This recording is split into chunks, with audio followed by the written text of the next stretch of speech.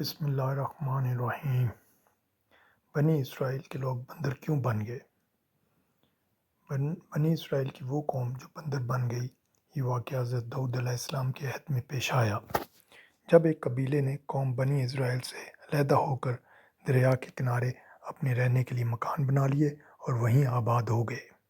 ان لوگوں نے اکثر احکام توریت کے خلاف شروع کر دیے تھے۔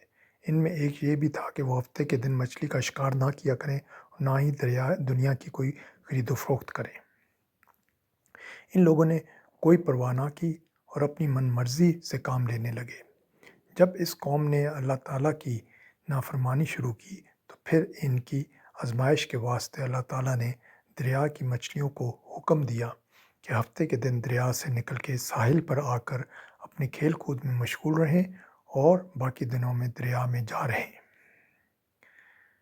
بس اللہ تعالیٰ کے حکم سے مچھلیاں ہفتے کے دن دریا سے نکل کر کنارے پر آ کر پھرتی رہتی اور ہفتے کے علاوہ دوسرے دنوں میں دریا کے اندر چلی جاتی۔ آخر یہودیوں نے ان کو دیکھ کر لالچ سے ایک چال چلی کہ انہوں نے دریا کے کنارے پر نہر کھود کر وہاں اپنے جال ڈال دیے، کیونکہ ہفتے کے دن مچھلی دریا سے آ کر کھیل کود کے بعد دوبارہ دریا میں واپس چلی جاتی تھی۔ آخر وہ سب ہفتے کے دن نہر میں جال ڈال کر رکھتے اور صبح اٹھ کر اتوار والے دن مچھلی کو اپنی ضرورت اور آرزو کے مطابق پکڑ کر کھا لیتے۔ اپنی بڑی دانش مندی سے کام لے کر اللہ کو چکمہ دینا چاہ رہے تھے، لیکن اللہ تو ان کی تدبیروں سے خوب آگاہ تھا کہ وہ جیسا کر رہے تھے وہ اپنے لیے عذاب الہی کو دعوت دے رہے تھے۔ ان لوگوں میں 3 فرقے بن گئے۔ ایک تو ان میں وہ لوگ تھے جو شکار کرتے تھے، دوسرے لوگ وہ تھے جو باز آگے تھے اور دوسروں کو نافرمانی سے برابر منع کرتے رہے تھے، اور تیسرے وہ تھے جو منع کرنے سے تھک گئے تھے اور منع کرنا چھوڑ دیا تھا۔ تو اللہ کے عذاب کا دن آ پہنچا۔